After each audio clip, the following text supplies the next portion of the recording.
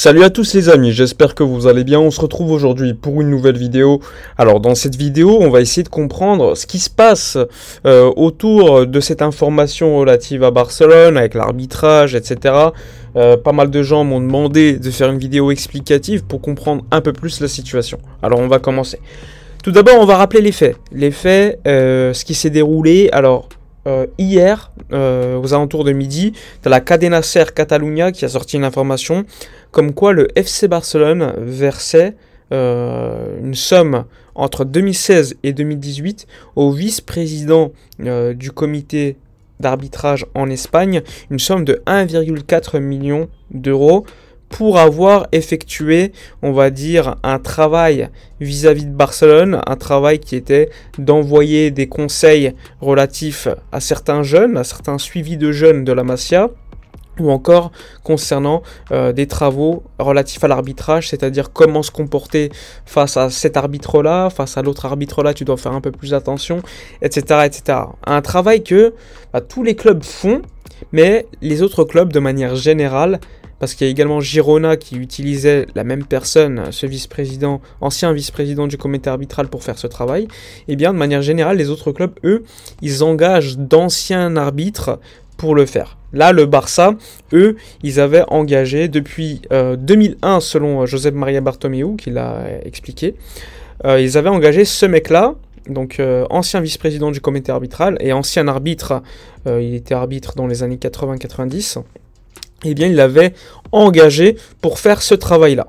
Travail qui, comme tous les clubs font. Le problème, c'est que les autres clubs, eux, ils font ce travail avec un ancien arbitre. Un arbitre qui n'est plus en poste. Lui, il était encore au comité d'arbitrage. Alors oui, il ne prenait pas de décision relative aux arbitres. Par exemple, il ne choisissait pas les arbitres qui allaient arbitrer telle équipe, telle équipe, telle équipe.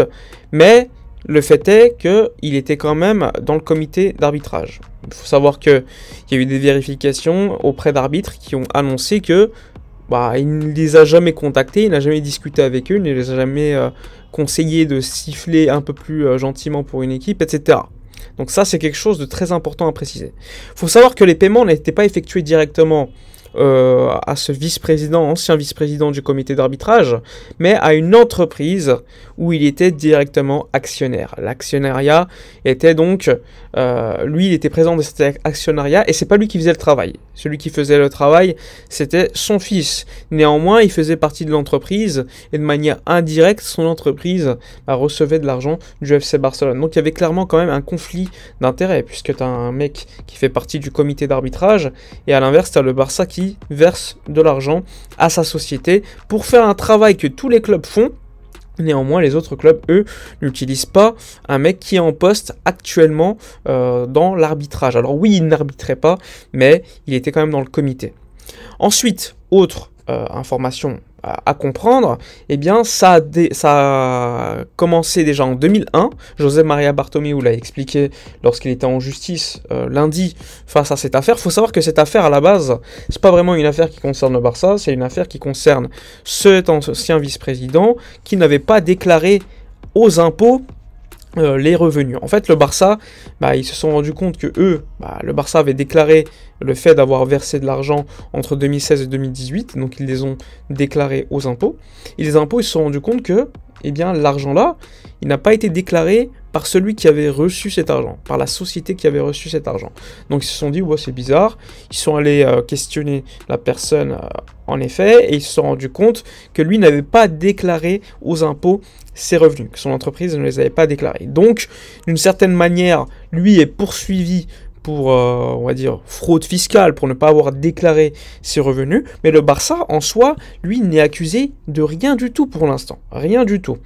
Du coup, la justice espagnole s'est penchée sur cette affaire et s'est rendu compte que lui était ancien vice-président du comité d'arbitrage, que c'était bizarre que le Barça les payait, mais que le Barça, immédiatement, a envoyé des factures prouvant que le mec était bien payé pour avoir fait quand même des choses relatives à l'arbitrage, à des suivis de jeunes, etc. etc. C'était pas du paiement dissimulé ou quoi. Donc aujourd'hui, le Barça n'est accusé de rien officiellement. Néanmoins, ça fait scandale en Espagne, puisque comme je vous l'ai dit, pour moi, il y a clairement un conflit d'intérêts quand même qui existe. Donc aujourd'hui, la situation, c'est que la fédération espagnole, eh bien, c'est la seule qui peut sanctionner le FC Barcelone. Néanmoins, pour l'instant, la fédération espagnole, elle considère qu'il n'y a pas eu d'infraction de la part du Barça. Qu'il n'y a pas eu également d'infraction, tout simplement parce que ce qu'a fait le Barça, c'est pas illégal en soi. Tu as le droit de payer quelqu'un pour faire le travail qu'il faisait. Tous les clubs le font. Néanmoins, le problème pour les gens, et évidemment je suis plutôt d'accord avec eux, c'est que le mec était quand même en poste dans le comité d'arbitrage. Alors oui, il ne donnait pas de directives, etc. Mais il recevait de l'argent et ça peut laisser penser qu'il pouvait donner des directives, etc. Même si ce n'est pas le cas. Donc le Barça s'est quand même mis dans une situation, on va dire, qui aurait pu être largement évitable. Depuis 2018, il faut savoir que le Barça avait rompu ce contrat pour diminuer les coûts. Il considérait que c'était inutile et que d'autres gens internes au club pouvaient le faire, ce travail. Et donc depuis, ça se passe comme ça.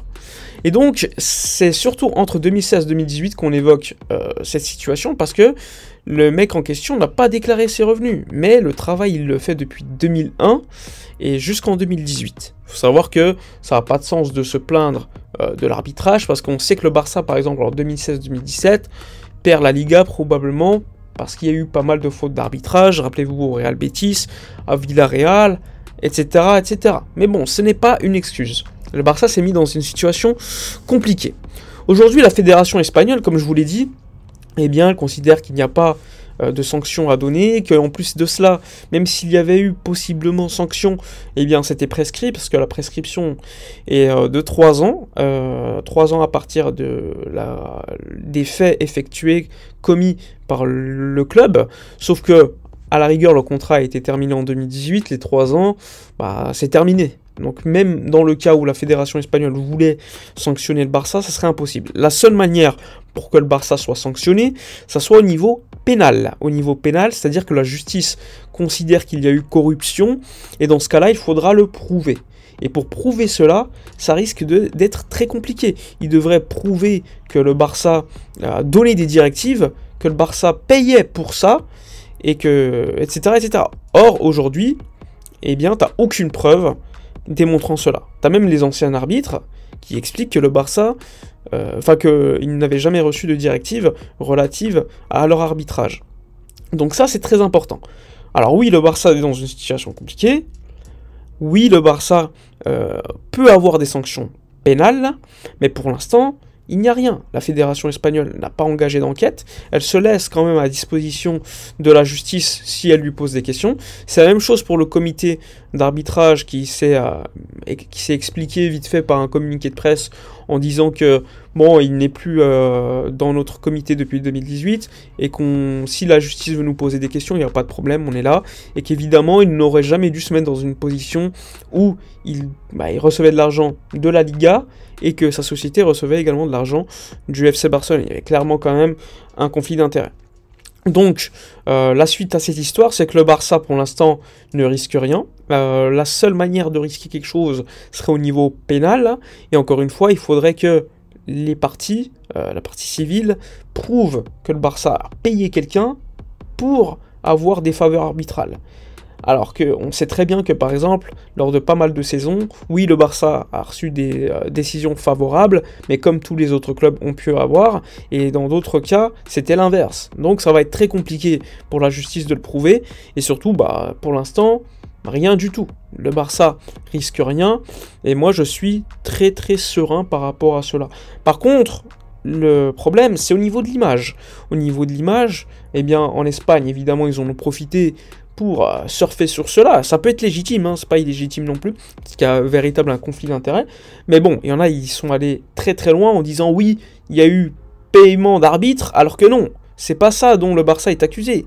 Le Barça, il est accusé, enfin il n'est même pas accusé, parce que le Barça le reconnaît, eh bien il est accusé d'avoir payé des arbitres, alors que le Barça a payé une entreprise où il y a certes le vice-président, ancien vice-président du comité d'arbitrage, pour effectuer un travail totalement légitime que tous les clubs font. Donc c'est très différent, c'est très très différent. Maintenant, il faut prouver que le mec donnait des directives aux arbitres, laissait des pénaltys au Barça, etc. Alors que ça, probablement, ça va être très très dur à donner. C'est arrivé pour la Juventus, mais la Juventus, c'était parce qu'il y avait eu des écoutes téléphoniques, qu'il y avait plein de preuves, alors que là, il n'y a rien du tout. Il n'y a rien du tout, et c'est une pratique qui est effectuée par tous les clubs, mais pas par la personne que le club, que le Barça faisait, que le Barça avait, on va d'une certaine manière, payé, même si c'est pas lui qui faisait le job, c'est une entreprise où il était actionnaire. Enfin bref, j'espère que vous avez compris un peu plus la situation. En bref, le Barça aujourd'hui risque rien. Ce serait très improbable que le Barça ait des sanctions, mais c'est une situation que le Barça aurait dû largement éviter. Et au niveau de l'image, eh bien, c'est catastrophique. Voilà pour cette vidéo. Dites-moi dans les commentaires si vous avez des questions. N'hésitez pas, encore une fois, à liker, commenter, partager. C'est très important. Je vous dis donc à la prochaine et d'ici là, comme d'habitude, portez-vous bien.